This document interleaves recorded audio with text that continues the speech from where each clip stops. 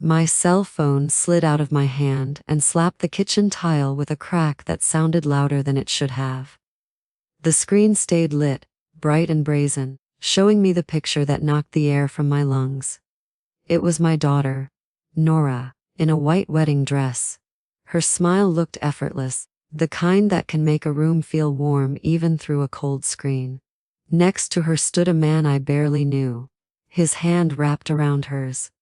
And on either side of them were his parents, polished and proud, their faces set in the kind of happiness that expects to be photographed. I didn't remember touching the call button, but the phone rang. Once. Twice. Then Nora picked up, her voice carried on city air, cars hushing past, a stray laugh, heels on concrete, everything but excitement. Nora, did you get married? Yeah, Mama, she said, yesterday. I pressed the phone so hard to my ear it could have disappeared into my skull. Why didn't you tell me? Why wasn't I invited? It was just a small thing, Mama. Only family. That single word hit me like a fist to the sternum. Family. The call ended because there was nothing left to say, and I stared at the still image. Nora's smile, the white dress. The couple I didn't even know how to call my own. I deleted the picture. The silence that followed pressed into the corners of my kitchen, into the lines of the wallpaper I'd hung with my late husband some years ago. What does a mother do when she stops being family? My name is Evelyn May Whitfield, and for 67 years I've believed family was the only thing worth scraping your knees for. I raised my daughter, Nora, on my own after my husband, Thomas, passed. I cleaned houses for 2 families. The Hartmans in Ansley Park and the Quinns near Virginia, Highland. So I could send my girl to college without shackles around her ankles.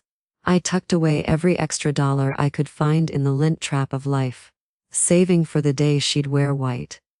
I saw myself standing next to her, touching her hand at the altar, the 2 of us steadying each other. That's what I always pictured when I scrubbed floorboards until my knees ached, that I'd be there, present and indispensable, when my daughter reached the biggest day of her life. But last Tuesday morning, with a mug of coffee cooling in my palm, and a flaky pecan Danish on a paper napkin, Facebook told me otherwise. There was Nora in her dress. There was her new husband, Evan Parker, and his parents, Harold and Diane. The caption read, "Our perfect day. Family complete. Family complete without me. No invitation. No phone call. Nothing." I learned my daughter got married the way a stranger might stumble across gossip at the grocery checkout line. And there, at that little kitchen table in Atlanta, where I'd mended hems and paid bills, and written out recipes from my mama's memory, I realized that in Nora's life I had become an off-screen detail, a note in the margins that the final draft didn't have room for. I called her 3 times. The calls went to voicemail, one after another. I sent a message, "You okay, baby? Need anything? I love you." That afternoon, a reply, "I'm fine, Mama. We'll talk later." Later, as if she'd forgotten to pick up milk. Later, as though her wedding, my erasure, was a small thing we could pencil in on a slow day. I lay awake that night, counting the small cracks in the ceiling paint like they were prayers. I had made my entire life out of being somebody's mother. That night, I realized I was a mother to someone who had stepped out of my life as neatly as walking through a door. Something else opened, though, right there in the quiet hour that belongs to empty kitchens and people who can't sleep. A different version of me took a breath. A part I hadn't known was still alive. The days that followed came in like tides, smoothing stones you don't want smoothed. Memories I keep close to the chest unspooled one by one. I remembered Nora at 5, coughing so hard with pneumonia that the doctor shook his head when he thought I couldn't see. I worked 2 full days without a proper break, scrubbing and polishing at the Hartmans, until my knuckles split, then taking in mending for Mrs. Quinn after dinner at my own kitchen table. For 15 days, I slept in shifts, on the sofa next to a humidifier that squeaked, and counted her breaths when the house went dark. I drove her to the clinic in my old book that sounded like a rattle. I bought medicine that made my hand shake at the register. And I listened as the night turned itself inside out to morning, hoping the next hour would be better than the last. When she finally turned a corner, we ate chicken soup too salty and laughed too hard at nothing at all. Nora hugged me then, real and tight, and said, "Mama, when I get married, you're going to be right next to me. You'll be the prettiest maid of honor in the world." Children say things that become the ground you walk on. Those words lived under my feet for 20 years. I remembered her 16th birthday, and the way the world looked when everything was still big and possible. I'd saved 2 years for that party. I sold the little gold bracelet Thomas gave me on our 2nd anniversary to rent the Sunflower Room in Midtown. The one with those old crown moldings and a chandelier that threw light like a handful of sequins. I made pans of baked mac and cheese and fried chicken and candied yams until my back protested, then kept going. I found a dress for her that made her eyes shine. The DJ played songs she loved, songs I didn't understand but learned to move to. She told me I was the best mother on the planet. She said she'd remember it all forever. I thought of mornings I woke at 5 to make grits with butter and eggs that pooled sunshine on the plate before her bus came. I thought of afternoons spent puzzling through her math homework, even though I'd never gotten past the 10th grade. The nights I kept a porch light burning, until I saw her walk up the path, safe, the key turning in the lock.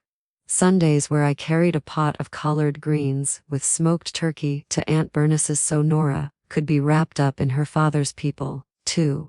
I held so many small things for that girl, umbrellas in storms and stories when nights were long.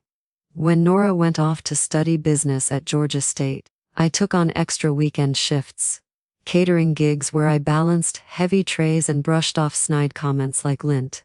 Because I wanted her to study, not juggle rent and raiment. My knees ached and my hands cracked from cleaners that stung like lemon juice in a cut. I told myself it would be worth it. Doors would open for her that never opened for me. That was when the change started. Slow, quiet, like a draft you can't locate. She didn't come straight home after classes anymore. There were projects and clubs and friends with names I couldn't keep track of. When I asked about her day, her answers turned into small pebbles. Fine, Mama. Later. Later never arrived. Her texts grew short, like messages you send to someone you'd rather not talk to. I pushed down a worry I didn't have language for. In her senior year she mentioned him, Evan Parker, her eyes lit with a new kind of flame I recognized, a young woman's first big love. He was brilliant, she said. From a good family, she said, those words carrying meanings I didn't want to examine. He had plans, all kinds of plans. The first time Evan came for dinner, I cooked like I was feeding an ambassador. Pan, fried chicken with seasoned flour that never lets me down. Macaroni bubbling and browned on top. Collards slow, cooked with onions until the greens gave up their stubbornness. Cornbread in my cast iron skillet. Sweet tea with slices of lemon thin as glass. I wore my Sunday dress. I cleaned the bathrooms twice. Even was polite in the way people are when they've been taught polo. Not kindness. His gaze slid over my little house in Summerhill with curiosity, and something I didn't want to name. He complimented my cooking. He laughed at the right places. Nora talked more than she ate, narrating the room as if she were a tour guide. This is the set I told you about, Evan. Mama got it on sale. We've had that clock since I was 5. The couch was a gift from Aunt Laverne. I wanted to tell her she didn't have to apologize for a life built on sweat and love, but I bit my tongue until my tea tasted of iron. As they were leaving, Evan turned and gave me a smile as smooth as his cufflinks. Your home is very nice, Mrs. Whitfield, he said. The pause between very and nice hung in the air like a wordless judgment. That night, Nora told me I'd been intense. All those questions, Mama, about his parents and his work and his plans. She said, "Mama, not everyone spills their whole story over dinner." The way she said it made me feel like I'd done something that needed fixing. After that, Evan's visits thinned. When he did come, our conversations were careful things that slid across the surface like skaters afraid of thin ice. The words that used to come easy between me and my girl started getting stuck in her throat. On Sundays, the family dinners I'd made a ritual slipped from occasional to rare to something we should do soon. She started saying, "Evan and I have plans." Those plans multiplied like summertime ants. The day she graduated, I cried so hard my vision blurred. Not just because she'd done it, cap tassel glinting, gown swishing, but because I'd known this was the point of all my scrubbed floors and long nights. We went to celebrate at a nice restaurant in Decatur with low lighting and cloth napkins that looked like folded swans. Evan brought his parents, Harold and Diane Parker. Harold managed something at a major firm in Sandy Springs. Diane used to teach art history and talked about gallery openings the way I talk about church picnics. Like home, they were pleasant. They were also from a world with gates that don't look like gates. They traded stories about summer houses, places their feet had touched overseas, the best shows they'd seen on Broadway. I smiled and tried to join. I mentioned that I cleaned for the Hartmans and the Quinns. The table went quiet for a breath, then Nora jumped in with a new topic so fast and bright it felt like someone had changed the channel in the middle of my sentence. That night, back at my house, Nora said, "Mama, you have to be careful. Sometimes you say things people can misinterpret." Evan's parents are very refined. Refined took root under my skin like a splinter I couldn't tweeze out. I wasn't refined. I was reliable. I was relentless. I had built our life with my bare hands. But in Nora's new orbit, that wasn't a language her world translated easily. Months blurred. Nora and Evan found a place together in a slick part of town that made my budget blink. She told me, "Mama, call before you come by. Just in case, okay?" As if I had a habit of showing up to people's doors without knocking. The spontaneity between us, my ability to simply be her mother, got scheduled like a dentist appointment. Our visits went from weekly to bi-weekly to monthly.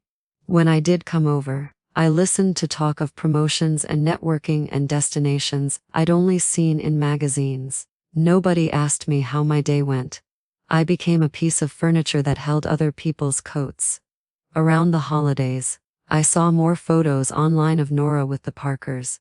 They had traditions, she said, that she'd always dreamed of. Trips to the symphony, a porcelain nativity that had belonged to Diane's grandmother. Their special New Year's Day brunch. When I asked if she and Evan would be coming by for our usual Christmas Eve dinner, she smiled through the phone the way people smile when they don't want to be pressed. "Maybe next year, Mama." Next year, I promise. The word, next, is a promise that often doesn't belong to the person who hears it. In February, she told me they were thinking about getting married. The joy ran through me so fast it made me dizzy. "That's wonderful, baby." I started imagining things the way only a mother can: fabric swatches, flowers, who'd sit where, what the pastor might say. "Have you set a date?" I asked. "How can I help?" "We want something simple," she said. "Nothing too fussy." Her eyes didn't meet mine. Weeks passed. Whenever I asked about details, venue, dress, guest list, her answers were a handful of mist. "We're still figuring it out. I'll let you know when we've got something firm." Meanwhile, her Facebook filled with more photos, more dinners, more time with the Parkers. Places I'd never been. Conversations I wasn't part of. It began to feel like Nora had two lives. The one she edited for me, and the one where I didn't exist. In early June, she canceled 3 dates in a row. "Work emergencies," she said. "Deadlines." I saw her 10 days later.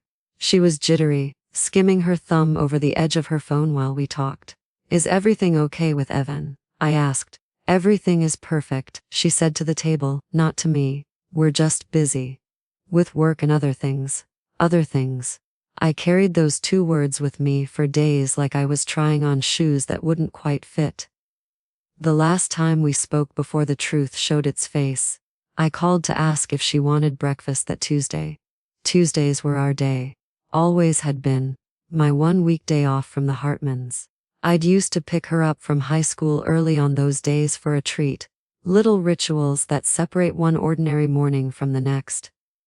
I can't, Mama, she said. I have a very important meeting. Her voice sounded like office carpet, soft, muted. Wednesday then, I asked. Let me check my schedule, she said. I'll call you back. She didn't. Tuesday morning arrived anyway. I made coffee strong and dark, and set a pecan Danish on a plate I liked because of the way the blue rim highlighted the gold in the pastry. I opened Facebook like somebody opening a window they're not sure they have the right to open. And there it was. Nora, in a dress that fit her like she was born in it, even in a tux that looked like it had never met a wrinkle. Behind them stood Harold and Diane. Elegant in a way that seemed inherited, the photo was taken in a small chapel with pale wooden pews and light that fell through stained glass like a blessing. The caption said, "Finally married. Thank you to our families for making this day perfect." Families, plural. But my name wasn't there. My face wasn't there. My life wasn't in that frame. I read the comments. Congratulations poured in from people I've never met. Heart emojis from Nora's colleagues. Surprised remarks from college friends who hadn't known either. Nobody asked where her mother was. In picture after picture, there was no trace that I had spent 28 years turning my back into a bridge for her to cross. The erasure was surgical, clean. The kind of heartbreak that came upon me then was different than when I buried Thomas. When I lost my husband, sorrow crashed over me with hands, and I let it. This was a quiet ripping. A tearing that made no sound but rearranged my insides just the same. I checked my phone so often that day it felt like I was waiting for a bus that wasn't coming. No call. No text. Just more posts from Nora about flights to Cabo and sunsets on a beach I'd never see through her eyes. That night, as the clock blinked digits at me in the dark, I understood a thing I didn't want to put into words. She hadn't forgotten. She had decided. The next morning, before the sun decided whether to come up, I stood at my window and watched the street. A cat cut through the yard like it owned the world. A jogger's breath made little clouds in the air. The bells of St. Agnes Episcopal struck 3, and I said it out loud to no one. If I am not welcome in Nora's life, then she will not be welcome in mine. It didn't feel like anger. It felt like a kind of respect I should have given myself years ago, and hadn't known how to claim. The days after were thick and slow, like air before a thunderstorm. Nora posted photos from Cabo, wide brim hat, fruity drinks, toes in turquoise water. People typed, "So happy for you," like confetti. I folded laundry and changed my sheets and made soup I didn't taste. I took out the old cedar box that had been my mother's and pulled out fragments of our life that hurt to look at. The baby bracelet from the hospital. School immunization records with my careful checkmarks. Report cards that had made me clap in the living room by myself. I found a photo from Nora's first communion, white dress, white shoes, white ribbon in her hair, the very picture of belief. She had her arms around my waist like I was sanctuary. I could see my own face in that picture. Joyful, yes, but also certain. Certainty is a luxury you don't know you have until it's gone. I found a letter too.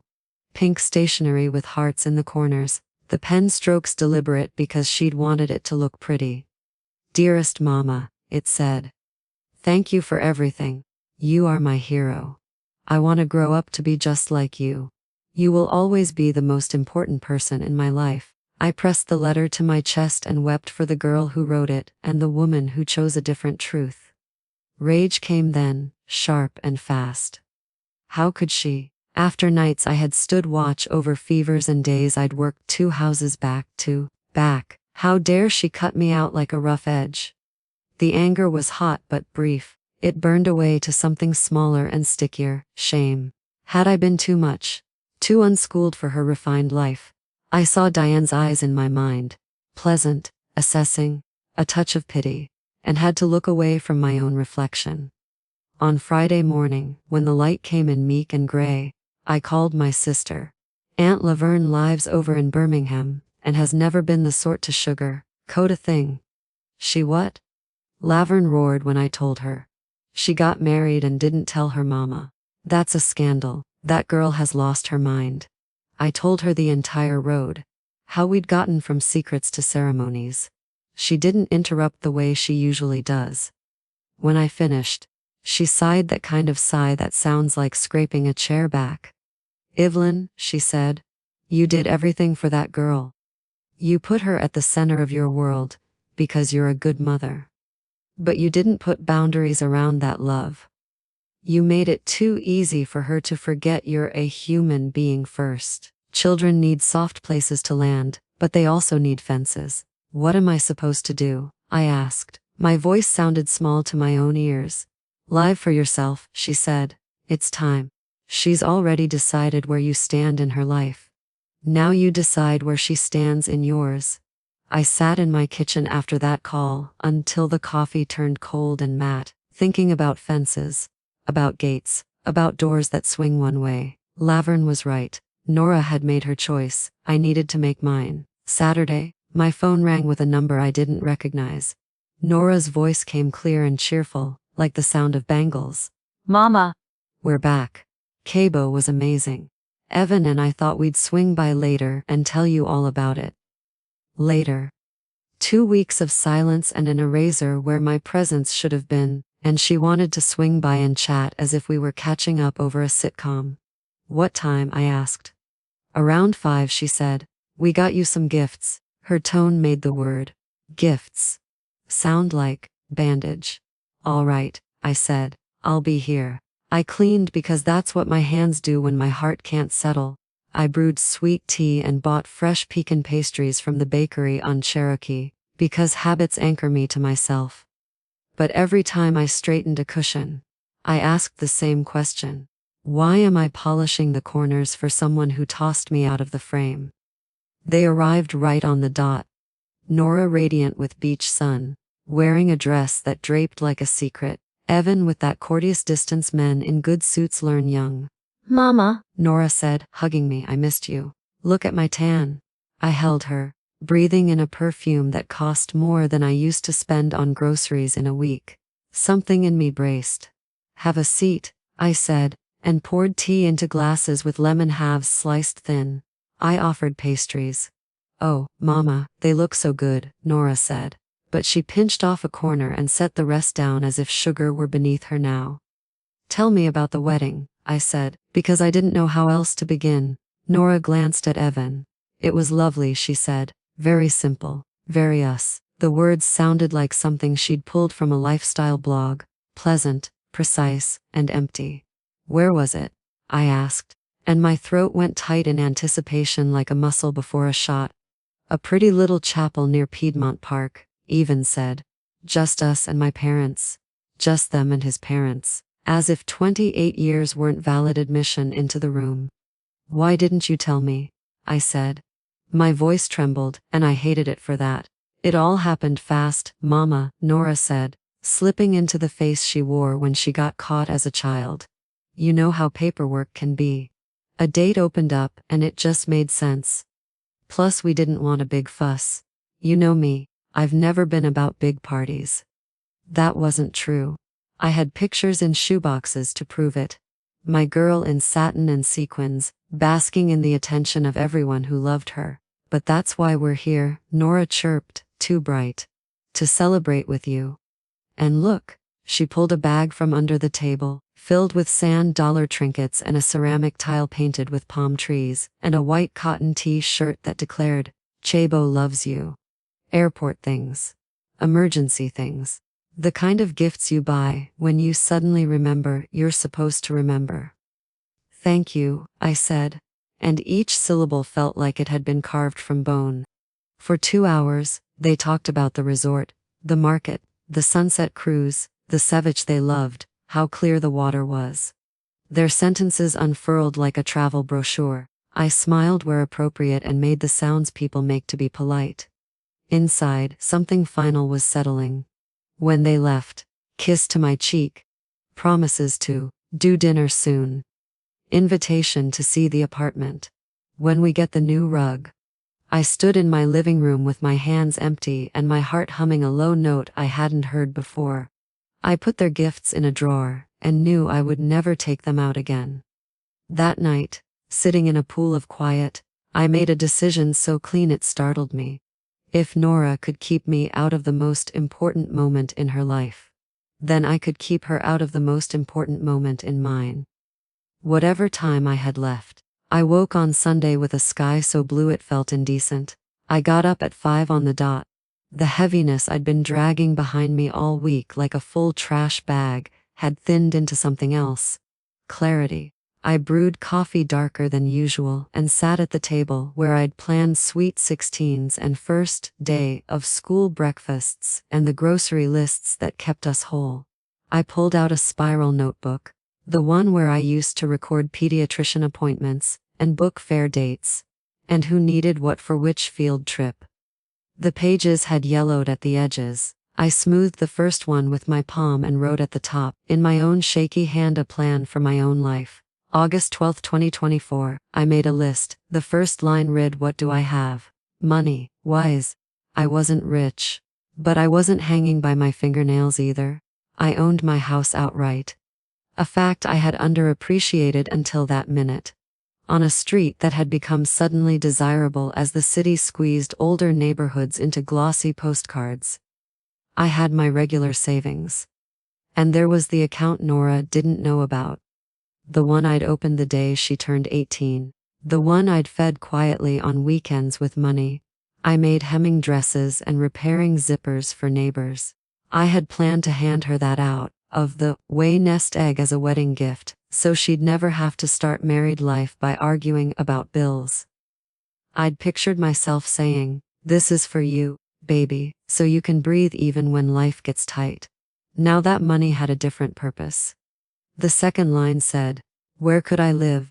I couldn't just keep sitting in this house that wore my history like a shawl." Every hallway here had its own echo. Every creak reminded me of where I'd waited for Nora to remember me. I needed new walls with no impressions left in them yet.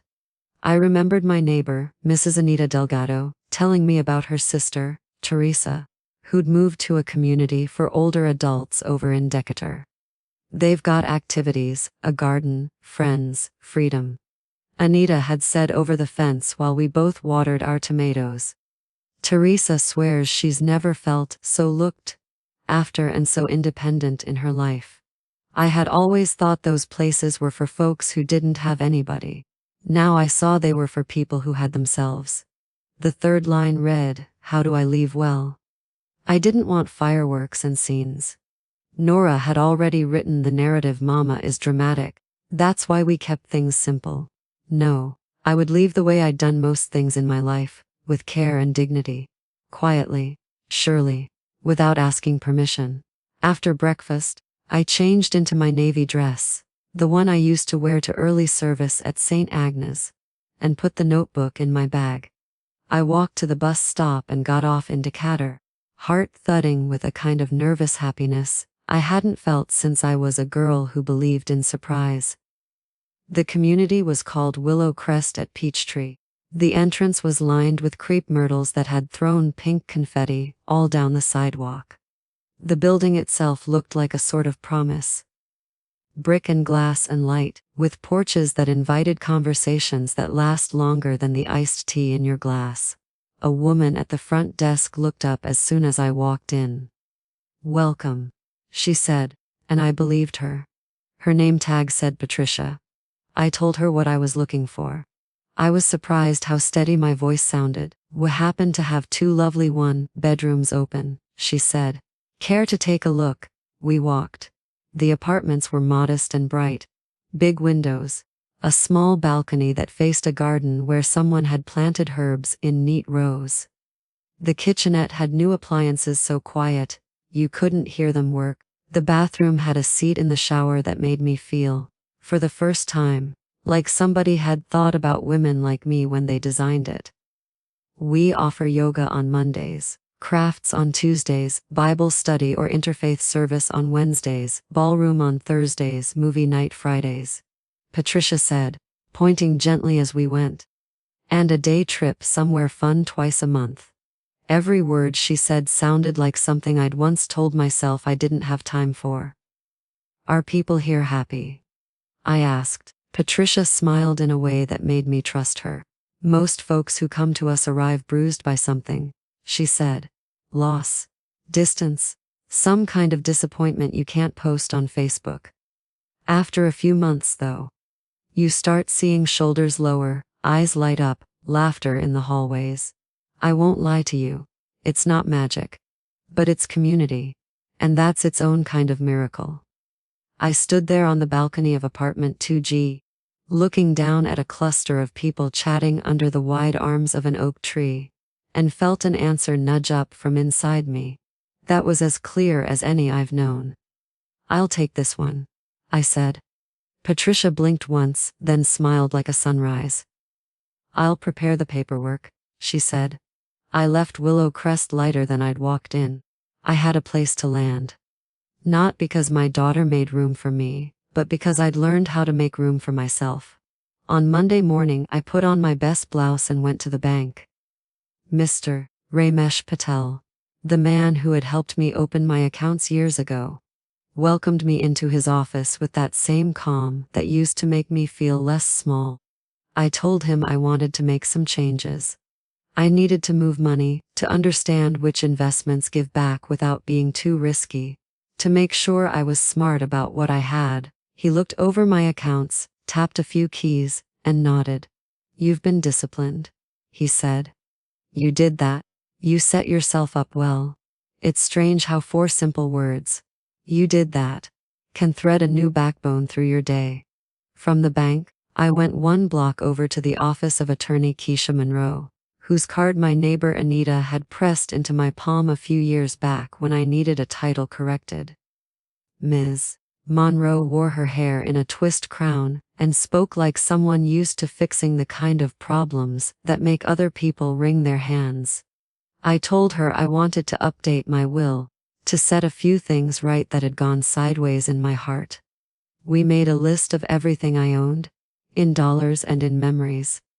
Seeing it on paper made me sit up straighter. Any particular wishes? She asked. Yes, I said. Half of what I leave will go to charities that support single working mothers. Tuition relief, emergency grants, childcare vouchers. The other half will go to my daughter, Nora, but only under one condition. Ms. Monroe lifted an eyebrow. Name it. She must write a letter? I said. To you, the executor, not to me. She must explain, honestly, not cruelly, why she made certain choices about our relationship. No apologies required. Just the truth as she sees it. Ms. Monroe took notes like a court reporter. That may be the most beautiful condition I've ever written, she said. It's a structure that calls her toward reflection. I'm not trying to punish her, I said. I just want her to look at herself. To see me as a person, not an accessory. Saying it out loud made my voice gain weight. I walked home slower than usual. Atlanta felt different beneath my feet.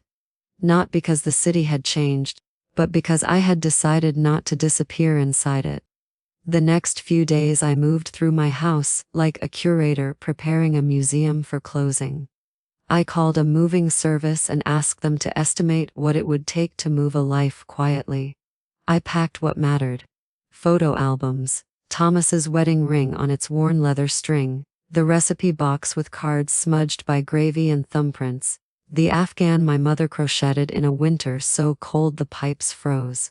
I set aside Nora's high school trophies, her childhood books, the cardigan she loved in 7th grade. I rented a small storage unit near her apartment and labeled the boxes with tidy block letters. This is yours if you want it, I wrote on a note and taped it inside the top box. If you never come to get it, it'll go on without you, same as anything. Twice that week, Nora called.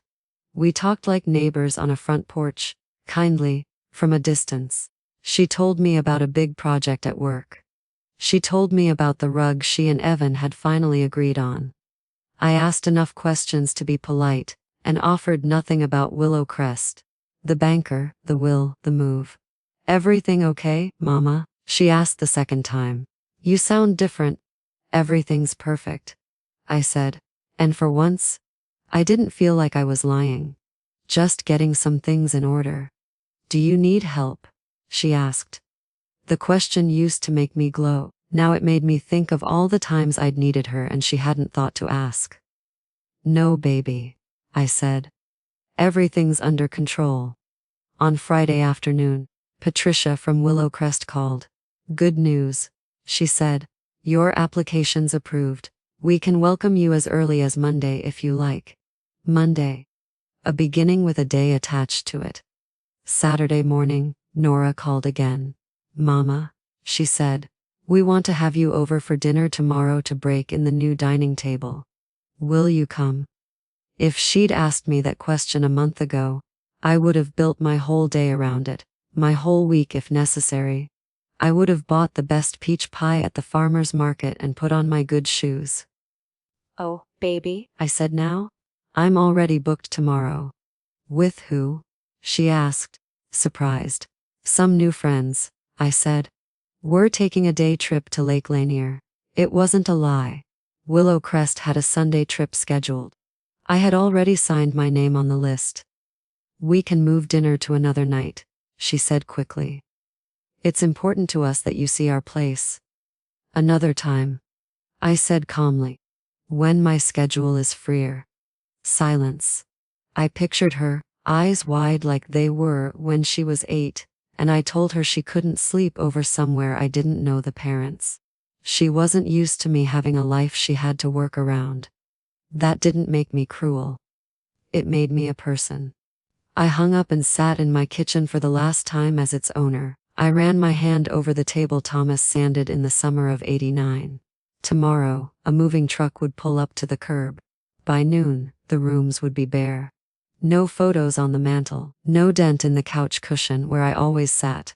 No hum of that clock that never kept perfect time. I looked around once more and whispered, "Thank you." To the house. To myself. To the years that had shaped me without my consent. And the days that were now finally mine to shape. On Sunday, I took the bus, with a group of folks I didn't know yet, and watched the lights skitter across the lake like something alive. A woman named Marjorie told me her husband had died 2 summers ago, and she hadn't laughed since, and then we laughed anyway. Big belly laughs at a story about her trying yoga for the first time. A man named Amos shared trail mix and an opinion about B.B.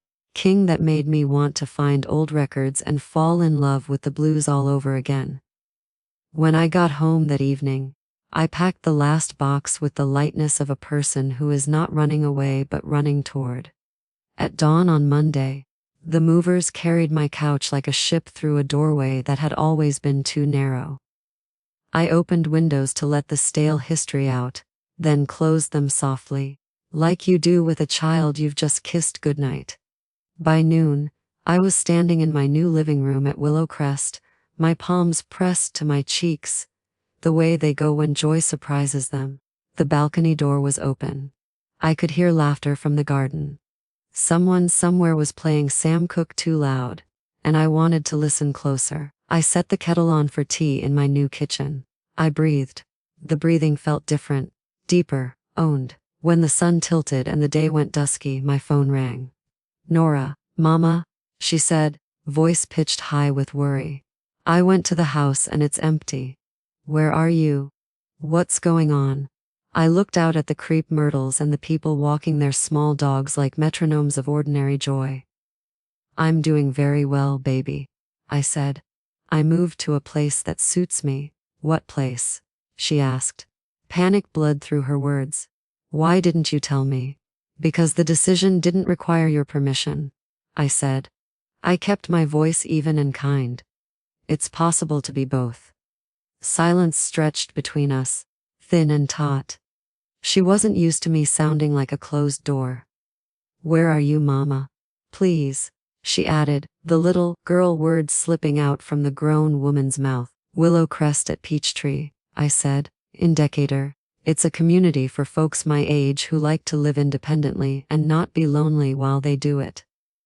A retirement home? She asked, as if the two words were a diagnosis. No, I said. A place where I get to be the center of my own life. I have an apartment, new friends, a calendar that has my name written all over it. New friends. She almost laughed, because the idea of her mother being anything but her mother seemed absurd to her. Yes, I said. New friends, a social life.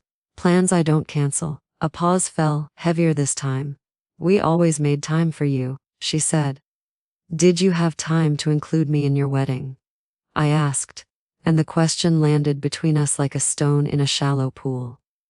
The ripples were immediate. She started to talk about sudden dates and small ceremonies and keeping things uncomplicated. But I didn't let the tide carry me this time. I don't need explanations, I said softly. I know what I lived, and I know what I won't live anymore. What does that mean? She asked. But I think she knew. It means I won't make you the measure of my day, I said. I won't be on call for a role I'm not invited to play. If you want a relationship with me, it will be built where both of us stand at the same height. She didn't have words. Neither did I for a breath. Then we said goodnight. Civil, careful, and I hung up and stepped out onto my balcony. The sky over Decatur was the color of a bruise healing. Somewhere between the laughter below and the blue fading overhead, I realized I felt something I hadn't felt since I was 18 and on a bus to a job I'd gotten all by myself. I felt free. My first days at Willow Crest felt like waking up inside a life I didn't realize I'd earned.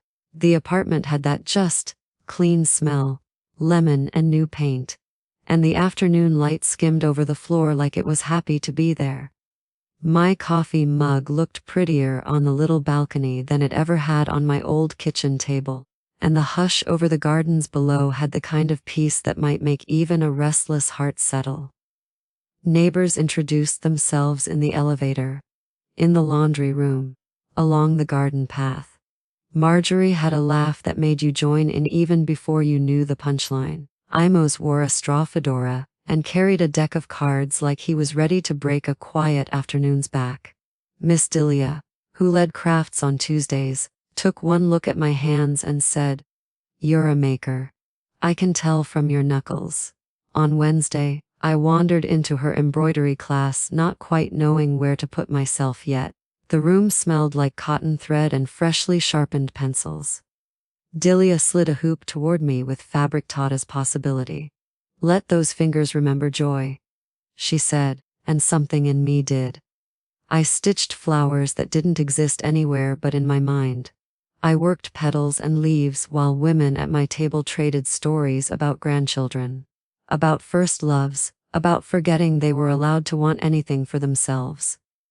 When Delia checked my work, she nodded like a neighbor admiring a well-tended yard. "You've got a steady hand," she said. "Come again next week." On Thursday, I went to Ballroom Basics because a flyer by the mailboxes mentioned Frank Sinatra, and I wanted to see if my feet still remembered how to follow a count. Our instructor, Mr. Lionel Brooks, had been a PE teacher long enough to know how to coax a reluctant body into motion. He showed us where to put our hands, how to keep a frame, how to trust the music to carry us when our brains got busy. I was nervous until he grinned and said, "Nobody here cares if you miss a step. We're all learning how to be light again." He led me through a slow foxtrot, and my feet cooperated in a way that felt like forgiveness. I laughed when I turned the wrong way and he laughed too, and the laugh sounded like a door unlocking. By the second evening, I knew where the good afternoon sun pooled in the lounge, and which chair had the best view of the garden. I knew the taste of the biscuits served at community supper, buttery, pepper, kissed. I knew I could walk downstairs and find someone to talk to, if I wanted company, or walk the long corridor alone, and be left to my thoughts if I didn't. It was strange and sweet to be a person again, not just a role. That Monday night, I'd told Nora where I was. I had kept my voice level, laid boundaries on the table between us like silverware. That meant we were sitting down to a different kind of meal. The next few days, she didn't call. Silence used to make me an anxious meteorologist, reading every weather sign, predicting storms. This week, I let the quiet be quiet and filled it with my life. On Sunday, after chapel service in the small room off the East Hall, simple cross, sunlight on wood, Patricia caught me on my way back upstairs. "Mrs. Whitfield," she said, softening the edges of my name like she made a habit of kindness. "You have visitors. A young couple who say they're family." My heart didn't skip. It set itself down carefully, like something fragile. "Thank you," I said, smoothing the front of my blouse the way we do when we want to appear collected. The visitors' lounge had floor, 2 ceiling windows and 2 sofas that looked like they had been upholstered to forgive anything spilled on them. Nora stood as soon as she saw me, her shoulders slightly hunched, as if she wasn't sure whether to be proud or sorry. Evan rose a second later, smoothing his tie, even though it didn't need smoothing. "Mama," Nora said, offering me a quick, anxious hug. "Thank you for seeing us." As if I was a busy official and she'd secured a meeting. The thought would have made me smile on another day. Today, it made me stand a little straighter. "Have a seat," I said, taking the chair across from them. I could see the top corner of my new balcony through the window, my fern leaning toward the light like it knew what it wanted. "How are you?" I asked, because that is a question we ask each other, even when more pressing ones crowd the air. "We're fine," she said on autopilot.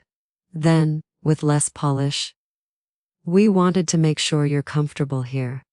Her eyes darted around the room, measuring something I couldn't name. I gestured toward the brightness, the tidy elegance that made dignity look simple.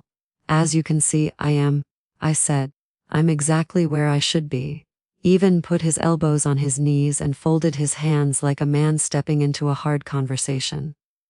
"It's very nice," he said. "Must be a little pricey though." There it was, the line between concern and calculus. I could have bristled. Instead, I felt oddly calm. "I can afford it," I said. Turns out the woman you've considered a cautionary tale about budgets knows how to handle her money. Nora blinked, confusion and relief wrestling on her face. "We just don't want you to run out," I finished gently. "I watched every dollar because I was saving my change for you. For your what-ifs. Now that your what-ifs are your own, I can spend my money on my what-nows." They looked at each other like they'd driven down a familiar road and found the bridge closed. Evan's mouth thinned. Nora's eyes filled with water she wouldn't let fall. "Mama," she said softer. "Are you angry with me?" I took a breath, considered my words. This was not a court, but I was going to tell the truth under oath anyway. "Anger is hot," I said. "It flares and burns out." What I felt was colder, shock, then grief, then a kind of stillness that comes when you are done making sense of something that doesn't make sense. Her chin wobbled. "Are you done with me?" The little girl question made something ache and something steady itself. "I will never be done being your mother," I said. "But I will be done being an option you pick when it suits you. If we have a relationship, it will be one where I am not standing in a corner hoping to be noticed." "And what does that look like?" Even asked in a tone that was more practical than challenging. "What would you need from us to show respect?"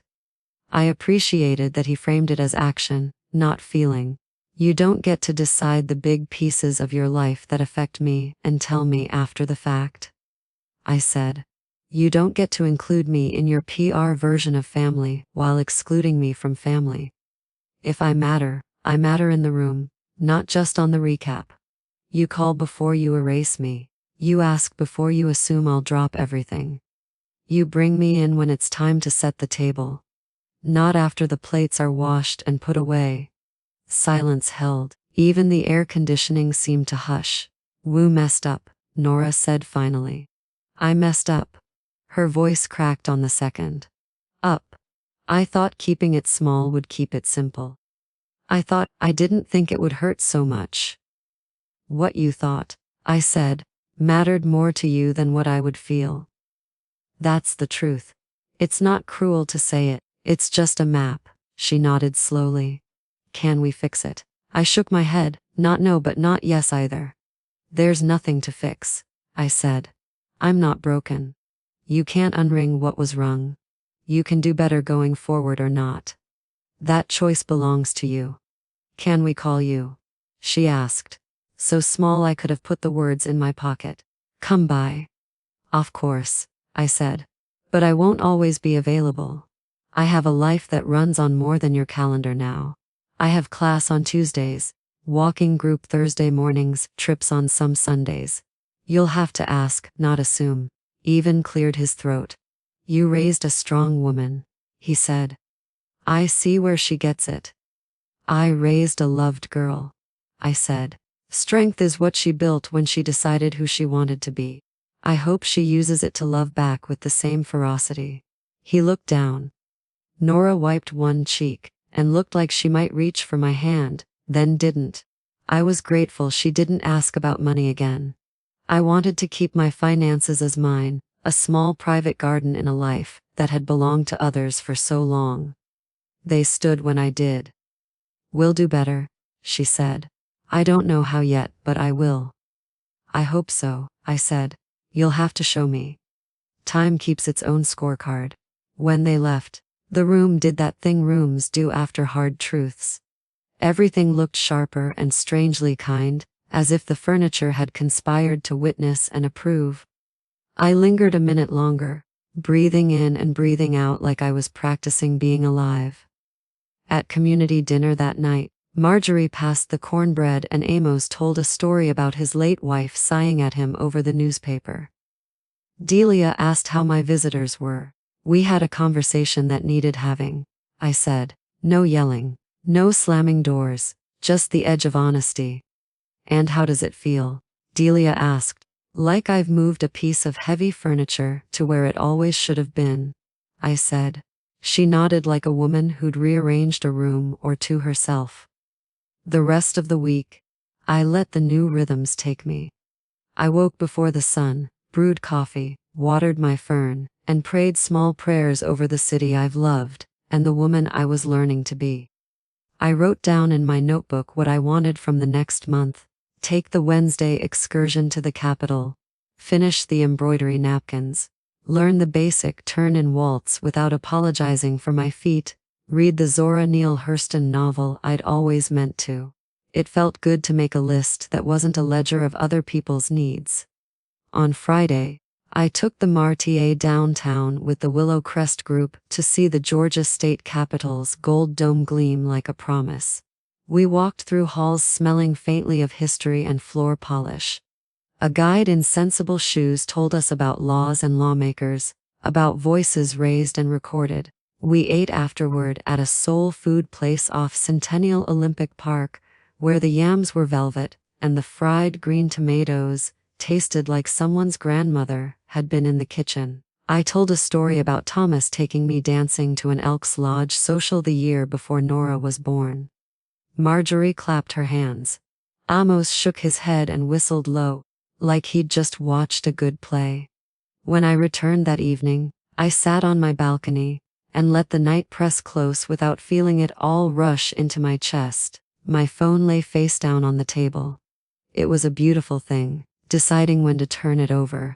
The days stretched into weeks that began to stack into something that looked like a life. The calendar on my wall filled with squares colored in with ink. Yoga 9 a.m., crafts 2 p.m., movie nights, Casablanca, dinner with the Thursday table, chapel at 10. In between, blank spaces where I learned to sit with myself without reaching for work to prove I should still be here. Nora texted once or twice at first. Work stories mostly, small offerings in a cup that used to overflow. I answered kindly, kept my boundaries in place like fences that don't keep things out so much as keep things safe. She asked again if I wanted to come for dinner one Sunday. I looked at my notepad. Willow Crest had planned a day trip to Stone Mountain. And said, I'm booked that day. Maybe another time. She didn't hide the surprise in her reply. This new version of me still didn't fit in her pocket. Sometimes she didn't reach out at all, and for the first time since she moved out of my house, her silence didn't sit on my chest. The world filled the quiet with other sounds. Amos shuffling cards in the lounge, that slick, flick, whip, Delia's cackle when she plugged in her glue gun and called it the weapon. Mr. Brooks' voice counting, quick, quick, slow. While somebody forgot which foot was left, I learned my body again. The first time I did yoga and reached my hands toward the ceiling, the instructor, a man too young to have known vinyl records firsthand, said, grow your roots down while you reach up. I stood there on my little mat, feet wide, hands high, and thought, that's what I'm doing. I'm finally doing both. At crafts, I stitched the last flower on a set of napkins and gave them to Patricia at the front desk. These are too pretty for the lost and found drawer, she said, then tucked them carefully into her bag. She called me talented, and I forgot, for one long sweet second, that I had ever wanted my daughter to be the first to say that to me. On a Saturday, the Willow Crest bus took us to the farmer's market by the square. I picked out peaches with that give at the skin that says, I'm ready now, and basil so fragrant it made my fingers sing. At the flower stall, a woman selling zinnias asked where I lived, and I told her. Oh, she said, I heard about a lady over there who just up and moved without telling a soul. They say her daughter's been asking around, offering a reward to find her. I smiled a smile that felt like a curtain closing and opening all at once. Sometimes people find each other when they're ready, I said. The woman nodded like I had told her something useful she could tuck into her pocket for another day. Back home, I set the peaches in a bowl where the morning sunlight would warm them. I didn't check to see if Nora had called from a different number. I didn't scroll through social media looking for clues to a life that had chosen not to include me. I sat down and ate a peach over the sink, letting the juice run down my wrist like I have since I was 12. It was the best peach I'd tasted in years, not because it was sweeter, but because I wasn't saving it for later. A week after the market, a man in a navy blazer came to the Willow Crest desk with a square white envelope, and my name typed on the front. Patricia called up. You have a delivery from an attorney's office, she said, soft like a warning wrapped in courtesy. The letter was from Selman and Tate, a firm whose name sounded like a serious portrait hanging behind someone's desk. Inside, a typed note with my name at the top and my daughter's at the bottom. The font was an office font. The words were efficient. The letter explained, not apologized, that the Parkers had wanted a small ceremony, that a date had become available unexpectedly, that managing family dynamics was delicate, that my inclusion might have complicated things. It read like the minutes of a meeting recorded with care and without heart. I read it twice sitting at my table, and once more with my elbows on the counter like a woman reading a recipe and trying to decide if it would work. The letter didn't reach me because it wasn't written to my heart. It was composed for the record, as if my grief were a file that might be audited. I folded it neatly, slid it back into the envelope, and placed it in a wooden box with the pink letter Nora had written me at 18, and the photo of her in a white ribbon hugging my waist. I didn't cry, not because I was done crying, but because some words don't deserve tears. Some words only deserve storage. The next Sunday, Mr. Brooks wrapped a ribbon around my wrist at the end of dance class and said, "For most improved." I laughed because I still turned the wrong way in the waltz half the time.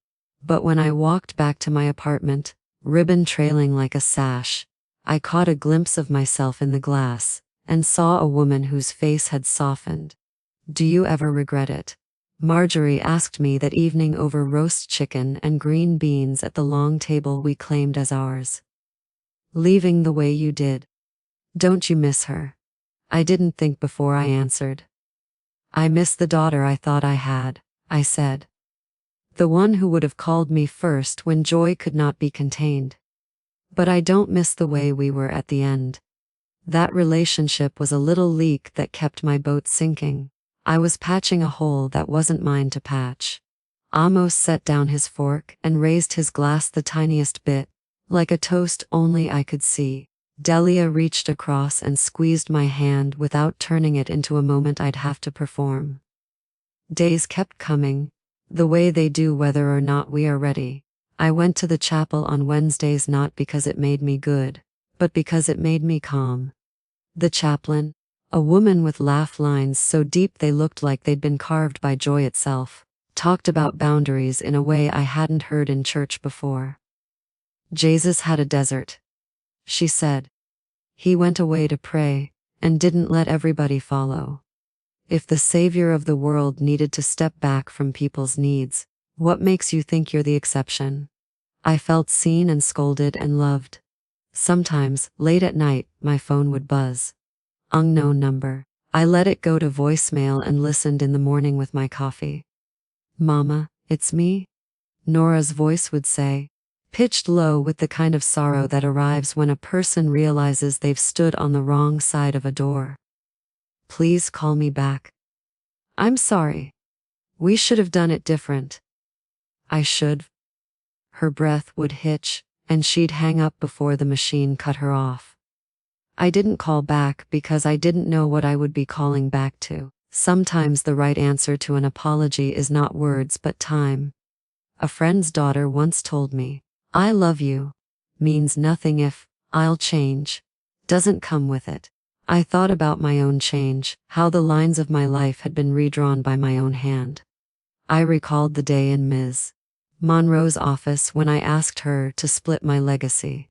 Half to single working mothers who needed a hand the way I once did, half to Nora with a condition that asked for honesty, not contrition. I imagined a day far off when Ms. Monroe would receive a letter, written by a woman who had found the right words or had not. Either way, it would be a record that I had asked for something more than apologies. A month passed, then two, then the kind of space that makes seasons shift. Leaves turned and then fell. The crepe myrtles went bare, their bark mottled and beautiful, like skin that has lived. We swapped cardigans for coats. The dining hall switched to stews and cornbread in the big pot that made the whole place smell like somebody's childhood. One cool afternoon, I stopped at the little grocery up the street for milk. A clerk with glossy braids and a name tag that said, Jasmine, rang me up and leaned in with conspiratorial interest. Miss Evelyn, she said. The clerk had learned my name the way good clerks do. Aren't you the lady from the flyers? Your daughter been asking around, says she's looking for her mom, got a reward for information. I smiled and kept my voice light. People tend to be found when they're ready to be. I said again, like a line you learn, because it keeps being the right one. Back at Willow Crest, I tucked my milk into the fridge and sat down with a pen to write myself a note. Remember, the opposite of punishment isn't permission, it's peace. I underlined peace twice. Around that time, a card showed up in our communal mail basket. A watercolor of a field with 2 chairs under a tree. Inside, my neighbor Evelyn G., yes, another Evelyn, had written, sometimes doors stay closed because we finally found windows. I set it on my bookshelf because I like to be reminded by someone else's handwriting that change can be an invitation. One evening after dinner, I found myself at the piano in the lounge. I'm no musician, but I know his eye is on the sparrow. Well enough to plunk it out. Delia joined in, soft alto. Marjorie hummed. Amos kept time by tapping his ring against the chair. A few others wandered in and leaned on doorframes and let the tune pull up something in them they'd been carrying too long. When we ended, there was that hush music leaves behind as if the world has exhaled. Look at us, Delia said, her voice happy and incredulous at the same time. A room full of second chances. Third in my case, Amos said, and everyone laughed, even the quiet ones. I walked back to my apartment with a smile that stayed when I turned the key. It's a marvel when joy does not depend on a particular person's yes. It's a marvel when joy decides you've said yes to yourself, and comes to sit in your living room uninvited and generous. 6 months had a way of making me look different from the inside. I woke each morning before sunrise and watered the fern that had grown bushy on my balcony rail.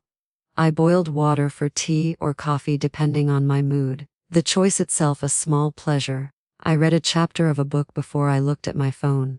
Some mornings Zora. Some mornings Baldwin. Some mornings the Psalms, which feel like a human chest cracking open and calling that song a prayer. I went to the little chapel on campus where the stained glass threw colors across the floor, and nobody asked me who I belonged to.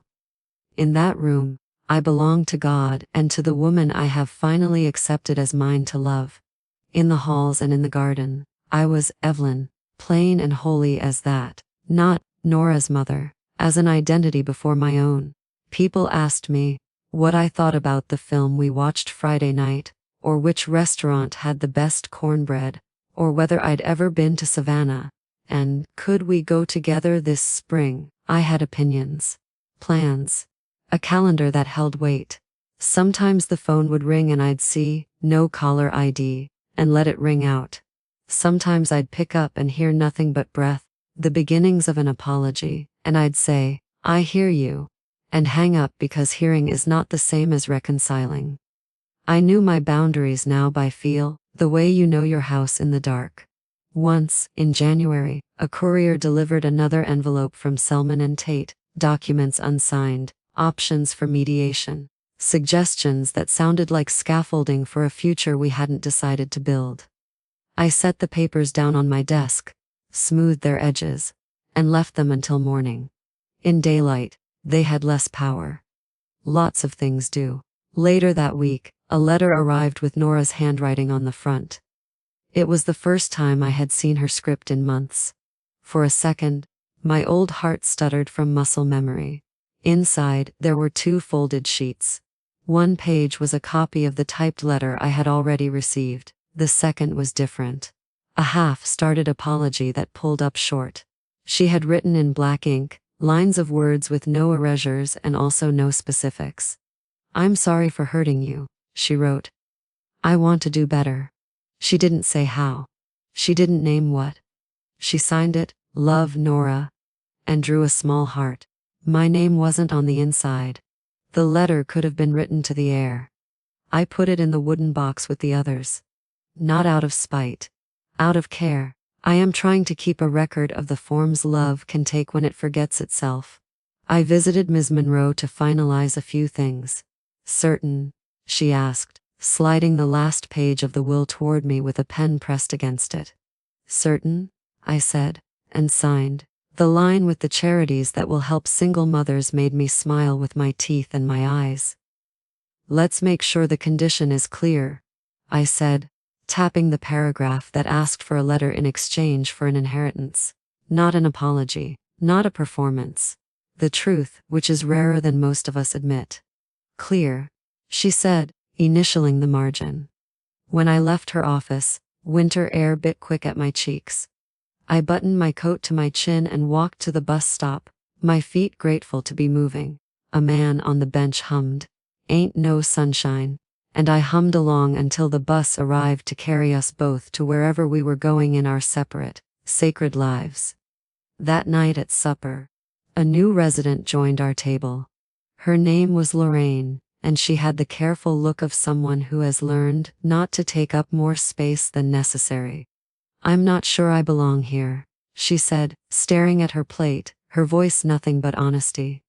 "You belong because you're here," Delia said, no preamble. "That's how we do it. I left my son's house." Lorraine said, words shaking but steady enough. "He told me I was making things complicated by being there. That I made his wife nervous. That their life would be simpler if I found somewhere else." I didn't flinch because when you know the pattern you can recognize it in any fabric. Is your life simpler now? I asked, no judgment in the question. No, she said. But it's mine. Amos raised his glass again, the barely, their toast he saves for lines that hit true. We all drank water like it was wine, because sometimes ordinary is the holiest thing you can swallow. On a Tuesday at Crafts, I started a quilt. Each square a piece of a dress I'd worn or a shirt Thomas had loved or a curtain that had hung over the kitchen sink in the old house. As I cut and stitched, the past did not collapse me. It lined up under my needle and allowed itself to be made into something that could keep me warm. I thought maybe that was what healing had been doing all along, taking scraps I thought were too small or too painful and turning them into a new thing that belonged to me. I walked to the Decatur Book Festival with Marjorie one Saturday and carried home a canvas bag heavy with stories. We stopped for coffee on College Avenue and split a blueberry muffin without talking about splitting it, the knife doing the fair work all on its own. A little girl at the next table colored a tiger's stripes purple with the seriousness of a poet. Her father watched her like she was a sunrise. It didn't make me ache. It made me feel lucky to have seen the way love is supposed to look, even if I didn't own it that second. In March, the first humid day surprised Atlanta, the way it always does, like someone had flipping a switch marked Southern. Willow Crest opened the big double doors and let the air in, thick and full of bug song. I turned my face to it and smiled because my bones knew summer the way they know prayer. Sometimes I passed the shape of a grief and felt it like a faint bruise you'd forgotten about. On those days, I made soup or took a longer walk or sat by the piano and picked out, "Great is thy faithfulness," with my clumsy hands. I didn't call anyone who could make it worse by trying to make it better. I let the sadness be a cloud that would move if I let the wind do its work. A neighbor asked me one evening on the bench near the rose bushes if I thought Nora and I would ever be close again. I don't know, I said, and the truth was not a dagger. I don't require an answer to keep living. Doesn't it feel like giving up? She asked. It feels like giving over, I said. To God. To time. To a version of myself who sees that love without respect is a leash, not a promise. I've started keeping a list in my notebook of things I wish someone had told me sooner. A waiting is not a love language. You can set a boundary and still be kind. Apologies are confetti, change is a roof. A peace is not silence when you're crushed, it's quiet when you're free. You are allowed to be your own emergency. One Thursday, after dance class, Mr. Brooks nodded at me when the others had filed out, his mustache lifting with his smile. "You know what I like best about your dancing?" he asked. "That I finally remember which way to turn," I offered. "That you stopped apologizing," he said. "Your feet were fine from the start. Your mouth is what kept getting in the way." I laughed because he was right. I had spent a life apologizing for existing too loudly. Now I was learning to let a misstep be a misstep and not a referendum. Some evenings, when the day has worn itself out, I sit with my quilt in my lap and stitch until the light goes. I think about the daughter I raised and the woman she is. I think about the woman I am now and the mother I can be from this distance that keeps me intact. I send up a prayer for her, not a bargaining kind, but the kind that asks for the right doors to open for her and the wrong doors to close. Last week, Delia blinked at me over her readers and said, "You seem happy." I said, "I am. Even with." She gestured vaguely toward the place where my heart sits. "Even with," I said. "Because of, even. I don't know what tomorrow will bring me or what it will set down and ask me to carry. But I know this: I will not be erased in my own story. If I am not at the table, it is because I chose my own table and set it with my own hands. Sometimes the greatest acknowledgement is the silence you choose to keep. In that quiet, I found my voice. In that voice, my strength. In that strength, a piece I did not know belonged to me. If you've read this far, you know this isn't a story about punishment. It's a story about permission. Not the kind you seek from someone else, but the kind you grant yourself when you decide to honor the person who has lived in your skin all these years. Love did not leave me. It changed shape, it turned inward enough to mend the tear, then back outward enough to bless the world. Today, the sky over Decatur is a clear, generous blue. The fern on my balcony drinks light like it's water. Down in the garden, Amos is arguing with nobody in particular about the Braves, and Delia is telling Marjorie that glitter is a sneaky mess sent by the devil. The laugh that rises from their conversation is my new favorite sound. It is, in its way, family. Did you enjoy the story? And where are you listening from? I'd love to meet you in the comments. If this story touched you, you can support me with a super thanks, so I can keep sharing more life stories. Thank you so much for your sweet support. I'm looking forward to your thoughts. On screen, you'll see 2 more new life stories I highly recommend. There's so much more on my channel.